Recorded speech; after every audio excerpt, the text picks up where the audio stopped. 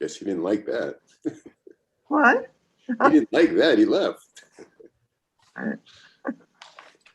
didn't hear. Okay, so good morning. We continue with our study of Hilchot Shabbat, Siman Reish Mem Daled, and I will share the screen with you so you could follow along that way if you so choose.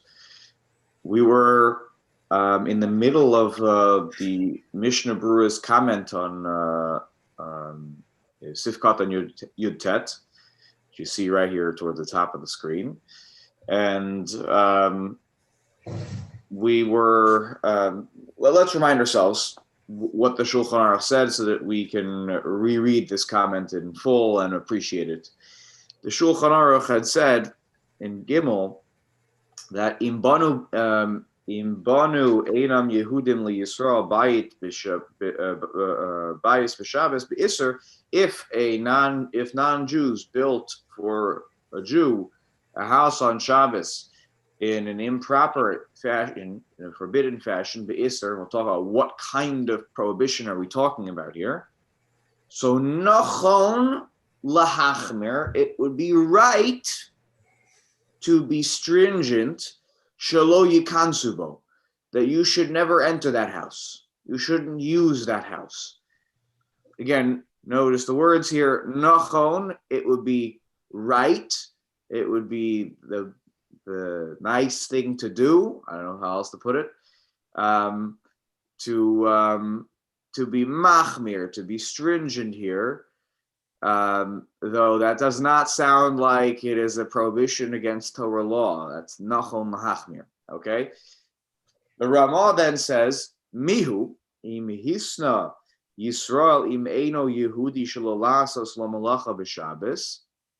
If the stipulation when the contract was put together was do not work, the Jewish homeowner tells the non-Jewish contractors and workers and everybody who he makes a deal with, don't work on Shabbos. Specifically, it's in the contract. Don't work on Saturdays, or at the very least, I guess it's at least verbally agreed to. Yehudi asa ba'al korcho. And the non-Jew says, I'm sorry, I'm working no matter what you say. So you stipulate it. Now push comes to shove, the work is getting done. And the non-Jew is like, I want to get this over with. I'm working, I don't care what you have to say. So why is he doing it? He wants to get it done. He wants to get that done so he can get to the next job, because more jobs means more money.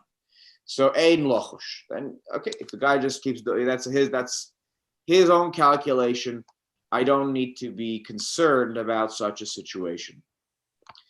So the Mishnah Berurah, and now I'm not going to strain your eyes. Here we go already. There we go. I'm making it so it's much more visible. The Mishnah Berurah here says the following. Be'isser. What does it mean that the non-Jew built the house be'isser? Hainu shehaya kiboles. It was a situation where I made an agreement for a particular job to get done. Kiboles, right? The easy way I like to call it is the contractor method. Contract you for a job. I don't tell you that you have to work on any given day. I tell you that you have to get this job done for me. And where is this taking place? B'sochatchum. It's taking place within the bounds of the, within the city and within the bounds of the city. Dehu also rak mishum maris ayin, which is only a problematic arrangement because of maris ayin and no other reason. There's no other reason that it's problematic. It just people might think that when they see the workers on Shabbos as they're walking to shul, they'll say, Yankel isn't so frum. Look, he hires workers on Shabbos. When the truth is, the be'emes, really the non-Jewish worker, contractor, and those who he subcontracts, they're doing it because they want to work today. Nobody told them, the Jew didn't tell them they have to work today. This is what we've been learning. We've already seen this case. Aval. And that's what it's nachon lahachmir. It's nice to be machmir. You want to lose a lot of money. Aval im hayu schirei yom de midina also. But if we're talking about a situation where the workers were hired as schirei yom, they are being paid for the day of work. Meaning, I dafka did hire them on Shabbos. I mean, I didn't hire them on Shabbos, but I told them, yes, come work every day, and I pay you for that every day, and that includes Saturday. Come Saturday. That midina, by the letter of the law, is prohibited. Yesh baze isur mitzad hadin. B'diavad, even, it's not like, it's, lechatchila, they shouldn't work on Shabbos, but b'diavad, it's okay. No, b'diavad, it's a problem. Meaning, even after the fact, this is not a situation where there's any leniency. V'lo nochon bilvad, it's not just not right to then use the house. Now we have a real problem because the work that was done b'isser, and now I'm going to get hana'ah, benefit from work that was done improperly by the letter of the law on Shabbos, not just because of a marisayin concern. It's not just a matter of being correct or looking correct. It's not just nachon. It's right. Also. Right. Yeah, that's why the word nachon, I would put it, and actually in my edition, that's not on the screen, but in my edition in front of me that I have, nachon is in quotes. It's not just not right. It's wrong. So, Kein Kosa b'Magen Avram, that's what the Magen Avram says as well. V'chein muchach gam kein das habach. This seems to also be the position of the Bach le'inyan scherion. When it comes to a scherion, when there's a real isser here, then we are not just talking about nachon, or that it's lo nachon to utilize the house. V'chein Kosav hachay adam. This is also Hindu's tradition too. To b'scher yom, asur midina. If you have a schir yom, it's prohibited by the letter of the law be'inyan zeh shehu milsa difarhesya, because this is something that is a prohibition that is public. Is people see it. People can walk to shul and they see what's going on. They're taking a Shabbos stroll. They see what's going on. Again, this may sound a little foreign to us, and I think it does sound foreign to us because, we live in a big place and there are so many houses. Remember, the Jewish shtetl, the Jewish quarters were in towns were tiny historically. So that this idea of milsa de farhesia, yeah, I mean, if you were building on the 1 and 2 streets where the Jews lived in town, people knew that there was something being constructed at a Jewish-owned site. Anyways, so how long is this a problem if it's Medina? How long am I not allowed to use it for? So for that person himself, for whom the work was done, I commissioned the work, la'olam. You can never use the house, ever, because Medina, right? Not the Marisayan case, the Medina case, the case where by the letter of the law this shouldn't have been done. So seems to be that the Chaye Adam was of the opinion that lo la'olam, he can't use that house forever. The Jewish owner. V'la acherim. Can you sell it because you get hana from the money? Great question. Wow. Yes, excellent question. The answer to that question is going to be practically yes, and you'll see why in just a moment. So hold on one more line. Other people can use that space and benefit from the space in the time, which is an important halachic term. Please remember this one. We are going to make reference to this for the next few years that we learn Hilchot Shabbos.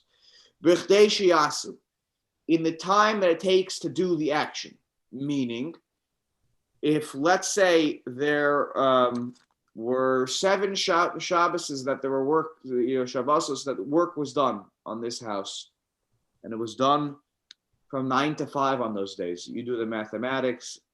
8 times 7 is 56. That's 56 hours. for after the house is done and ready to be used, I should avoid using it for the time that it was improperly worked on over Shabbos. Meaning I should take the hours that were used on Shabbos and then wait that amount of time, because that's the time that it would have been taken to do the job if they didn't use Shabbos to do the job. And then I could start to use it and start to benefit from it if I am acherim, if I'm other people, not the one who commissioned it. This is a rabbinic stringency, by the way. That this is it's a think about it as a knas, it's a penalty for having not followed the rules. Lekaman, as we see a similar case with Sivan Shin Chaf Hey, Sif Yudalid Ayin Sham. That's the case I mentioned last week of the Jewish grave that is dug on Shabbos. So there we have, there the halacha is a Jewish grave dug on Shabbos, even though the grave won't be utilized until Sunday. If I commission it to be opened up on Shabbos, then I cannot use that grave la'olam. Now, I hesitate to say that. I am not saying the following. When I say that, I'm not saying the following. I'm not saying, let's say the non-Jewish, I tell the non-Jewish worker, there's going to be a funeral on Sunday it's 12:30, whatever, or 9:30, I don't care. So obviously the grave needs to be open by the time the service begins, by the time the funeral begins. If they choose to open it on Saturday, that's their own business. I didn't tell them they have to. This would have been a case of, please open the grave up. Again, even in Israel today, by the way, they bury at night. We don't do that here in America, but there's no reason you couldn't. So imagine a situation where you say, can you have it ready so that Saturday night I want to be able to get over there and bury the mace. Okay, whatever it is. So you can't use that grave. The reason that is cited there is because it is a ganai, it is a disgrace. Well, the last thing we do for a person is we place them in a grave which was dug with it smacks of prohibition. It's not right.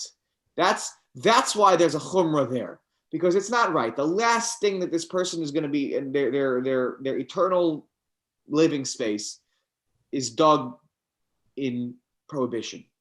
That's not right. And that's why we say la'olam, that shouldn't be used by the person who's, I guess the family that, is burying that their loved one. But the Yeshua Mekilin, he writes here, the af b'kai gavna eno aser medina ki'im b'chdei shiyas. Maybe that's the Milsa de Farhesia case. It's a public disgrace, in that case to the mace, to the deceased. There, I understand, don't bury the person in that grave. But in other cases, even the person themselves who commissioned this, that's b'chdei shiyasu. Just wait b'chdei shiyasu. The time that it would take to have constructed it. When it's done, don't enter the house, don't utilize the house until the time has passed that it would have taken to do the work on Shabbos. So to your question, Hinda, if we follow this more lenient opinion, it's obvious that yes, you could sell the house.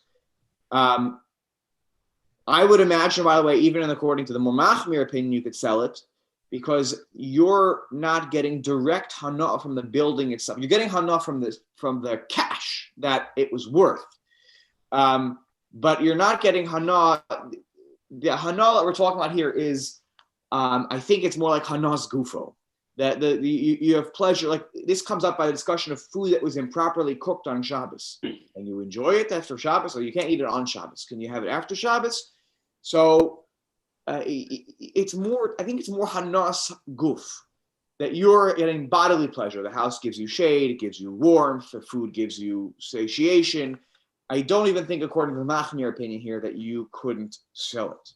I don't say that with 100% confidence, though, but certainly according to the more lenient opinion, which I can't imagine that we would be, if this was a real shaila, somebody had a house built and they didn't realize the halacha and they did this, that we would tell them, I'm sorry, you can't live in the house. Maybe some poskim would, by the way. I would be hard pressed to think that would be the answer, because that's a lot of money suddenly that I'm out. And now I have a new project to undertake as I have to get a new house. I would think that we would probably rely on the lenient opinion. Yeah. I don't know. But it's not a classic Isur of Hanoah that you would have, let's say, with chametz, like chametz shavar of a Pesach or something. There's no ultimate complete prohibition. They just make it a little uncomfortable for you. That's correct, right? And this is a knas, so Right. that would make sense. A time knas. Yeah, and I'll add one more thing, by the way. Maybe even Milsa de Farhestia is something different. It's a special category when it's so public. But usually when there's a mistake on Shabbos, this is a really big kula. Let's say somebody cooks something b'shogeg on Shabbos. So I believe we pass. I think the Mishnah Berurah quoting the Vilna Gaon. There are 3 opinions in the Mishnah about how you handle such a case. One is it's asur la'olam. You can never have the food, the person themselves, but maybe other people could have that food, who didn't cook it. But I think we paskin like the most lenient opinion, which is that even the person themselves could have it, and I think they could even have it on Shabbos if it was b'shogeg. I think that we with a lenient opinion. I have to double check it. I think it's in Shin Yud. Actually, I have to look at it right now. It's at the beginning of Shin Yud Chet. It's Sif Aleph, if I remember from years ago. It's a very short Mishnah Berurah, if I remember. Yeah, here it is. I'll read it to you. V'im he. Okay. If it's done, okay. The lekule alma yim asa osa b'shogeg ein le'asor b'diavad lehanos mimena. If it's done, b'shogeg, you didn't do it purposefully. You did it, it's not, it's a little bit of negligence, drop of negligence, but mostly just you're not knowledgeable. You don't understand. You didn't know what you forgot what day it is today.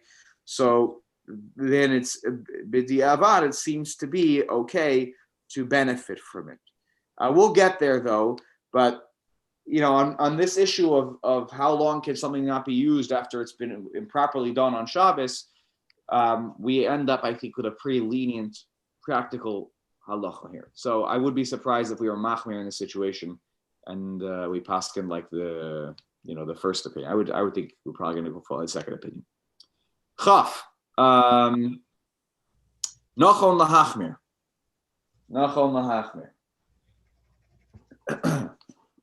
V'hachronim kosvu dev'diavad yesh lismoch bekablanus al das harbeinu tam. The Achronim say, remember, it's nachon lahachmir, right? To not use that house because it was built with a maris ayin concern. But the Achronim write that b'diavad, after the fact, you can rely on it when it was a proper situation. It was kablanus, me'eker adin. It's perfectly fine. You can rely al das Rabbeinu Tam. And Rabbeinu Tam thought we don't have to be worried about maris ayin. It's fine the way it is, and Rabbeinu Tam is not a nobody. Umuter ladurbo, you can live there. Afil la'atzmo, even the person who commissioned the work again. Not that it was improperly commissioned on Shabbos. It is a proper arrangement. V'chein besitus ha'avanim v'tikun hakoros, when it comes to the stones and the beams that are done and going to be used as part of that building, part of the structure. If the arrangement was a proper one of kablanus, it's fine. You can b'diavad, you can use them as part of the structure. Next time, try not to have it built, on your front lawn. Try to encourage the non-Jew to not build it in such a fashion. Rav, what does l'shakam mean? I'm sorry. To place it in, to maybe almost like to stick it on the building, meaning to use it as, on the structure. Okay. Shlo yikansubo. You shouldn't enter there. And again, here, just remember here. It's nachon lahachmir shlo yikansubo. What is that? For how long? Even according to the machmir opinion, la'olam, that will be forever. According to the nachon lahachmir opinion. And even other people maybe shouldn't use that house. But here goes, here, this is an explicit answer to your question, Hinda, about the selling, but in the case of, not your question exactly, but can you sell it if you're machmer? Can you still sell it? Of course, you could benefit monetarily by selling the house. Still, that would be a huge chumrah to tell the person they can't live there. Yeah. Bal Korcho, the Ramah says, what happens if the non-Jew, you say don't work on Shabbos. I make it clear, I put it in the contract, don't work on Shabbos. And then they work on Shabbos because they want to work on Shabbos. They violated the stipulations of the agreement. Which was originally stipulated. You don't need to worry about what they're doing. You see them show up on Shabbos. You're like, I told you not to do this. You don't even need to on Shabbos go out there and be like, please leave. You don't need to do that.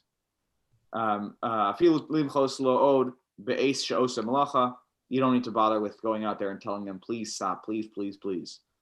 Kain muchach b'Mordechai. This is what the Mordechai, the Rishon, the Mordechai claims, and the Revile, he's one of the Maharivile, is another Rishon, a little more less known than some of your classic Rishonim. Shem Makor Din Zeh Shehuva B'Beis Yosef. These two rabbis are the source of this halacha. Lekaman v'chein muchach bi'ur hagra. And this is also the Gra seems to cite these two rabbinic figures as well. The Magen Avram was really not sure what to do with this halacha about, do I have to protest or do I not have to protest? The Kevan Shu Mechubar, since it is attached to the ground, the work is being done here. It's a house, and it's out there in the public to consume that this Jew, for them to think that this Jew is doing something wrong. Ika chashada deroim shelo yodu shehisna. The people passing by are not going to know that there was a stipulation in the contract. They didn't all read the contract, and for all they know, they'll think it's not even a kabbalah situation. So they'll think it's really a problem. V'chein be'Elia Rabba niskasha al ikar hadin shel haMordechai. The Elia Rabba is not sure if he agrees with the Mordechai about whether or not you have to protest on Shabbos when you see them there, and therefore. You shouldn't, according to this, many of these don't be lenient about this. You should really go out there and say, can you not work on Shabbos today? You go outside, you tell them, please stop and come back tomorrow. Remember I told you not to come on Saturday. It's our day of rest. So you should try to prevent them from continuing with their work. The Kosav ha'Elia Rabba, and the Elia Rabba writes to me, Kol Makom, Nira, but you don't have to do the following. You don't have to promise them, here, I know you guys came. I'll give you $20. Just go home. Not today. I'm not going to pay you today, but I'll give you the money. Go home. You don't need to do that. That's that far. You don't need to go. You don't need to give them extra money to go home. You made this stipulation in the beginning, and they agreed to it. So now you're going to have to pay them to go home? No. That makes no sense. Adkan Dvarav. Right. Adkan Dvarav. Sorry. Adkan Dvarav. Sorry. Close quote. Thank you. Umashmal miloshono imlo hisna mitchila. It sounds like, from the language that was just used, if you don't stipulate it from the beginning, again, whether it's in the contract written or it's even just at least not, it was never verbally stated. It's not enough to just make a macha and to protest, to please go home, please go home. You need to essentially promise the money to go away. Okay?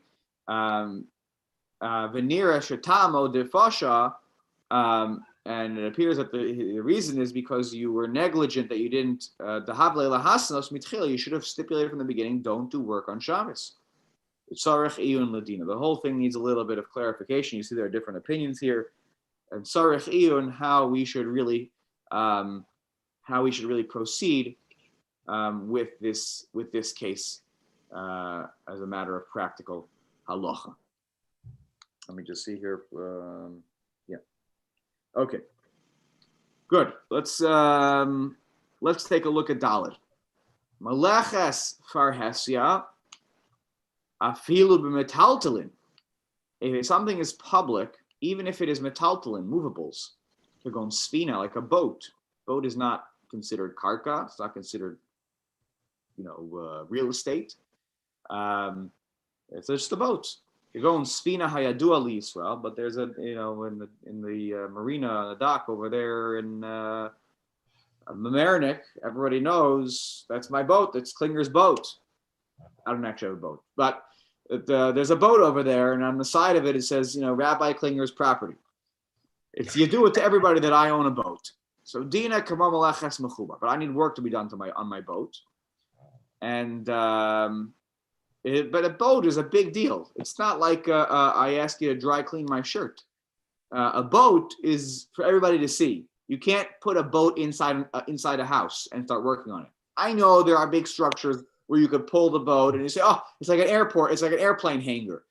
I understand. I don't know if they had airplane hangars in the days of Chazal, or things of that, nature where they could, where they would have taken a big metaltalin and started to work on it in a more private setting. It's out there. It's farhesia. So then we treat it like so Rav, the metaltalim is only b'farhesia? Yes. Or how about internal stuff? If I wanted to have a piece of furniture refinished in the house. So in your house, it's a problem, right? When it's in your house, when it's in a house of a Jew, it's a problem. But, and we will see more of this as we go along, if we are dealing with a situation where I give the non-Jew my metaltalin, and I say, here's what I need. And I don't tell them they have to do it on Shabbos. That's what was important here. If I tell them to do it on Shabbos, doesn't matter. The whole thing is problematic from the beginning. It blows up. But if I tell the non-Jewish, and I keep using the case of a dry cleaner because this is a very practical question. I tell the dry cleaner on Friday when I give it to them, can I have it on Monday? And so I don't force them to do it on Shabbos. They can do it on Sunday. It's their business if they want to do it on Shabbos.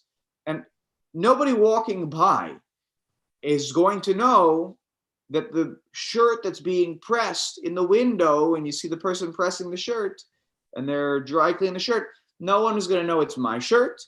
No one knows, no one has any reason to be concerned here about even Marisayan. Remember, the whole concern here is Marisayan in the first place. Yeah. So once you start, the malacha is being done in the non-Jewish house, in the non-Jewish business, even though they're doing it on my behalf on Shabbos, so I didn't tell them they have to do it on Shabbos, and I'm not paying them for the work on Shabbos, I'm paying them for the job, then it's fine.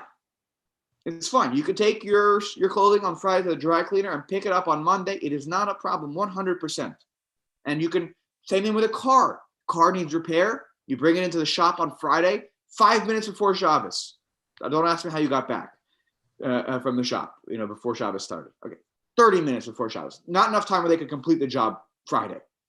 And you say, I'm happy. Look, I'm happy. If you have it ready for me, by 9:00 Monday morning, I'm good.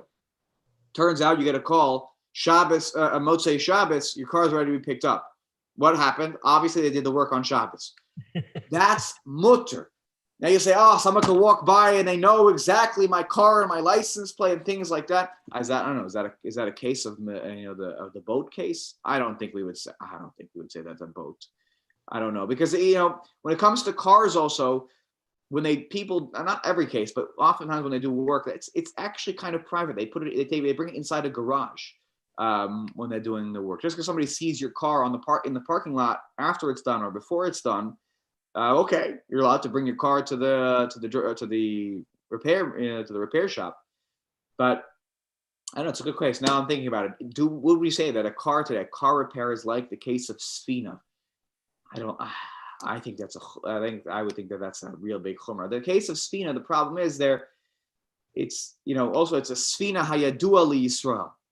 I mean, so it is true. People can identify. But a lot of cars now have stickers on them. That identify you as Jewish. My kid is a student at Westchester Day School, an honor student at Westchester Day School. Right. Okay. We know cars that have mezuzahs on the door, right? That's right. We do.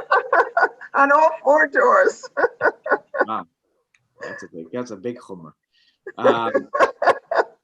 Yeah, we do.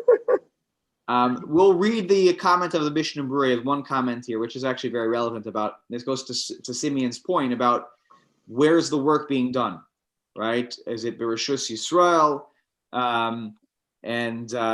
If it's Shelo Beveso, how do we handle these things?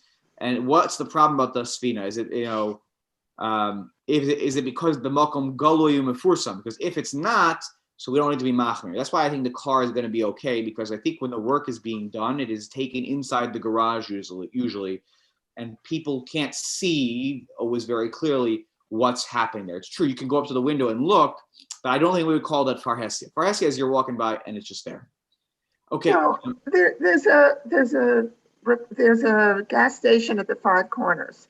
I'm walking to shul. I pass by. I see a car that says "We want Mashiach now" or something. On the way, no, they used to have those stickers. On the way to shul, on the way back from shul, I don't see the car. They brought it in to repair it. Somebody's moved the car. Yeah, but you don't know when they brought it in to be repaired. Right. No. Okay, but the work is being done on Shabbos. Well, that's okay if you brought it in on Tuesday. Or the person came and picked it up, which is even worse. That may be a bigger problem. Right? That may be a bigger problem. Yes. So we'll talk about these cases. This case next week. I'm gonna ask Rabbi Leader if he has any insights on this one. Unless, of course, the guy that picked it up was wearing a streimel. It's mutter then. Streimel is the mutter on Shabbos. All right. I come on Shabbos. I'm gonna give it over to the shul for davening. Take care, everybody. Have a good day. Thank you. Thank you, Rav.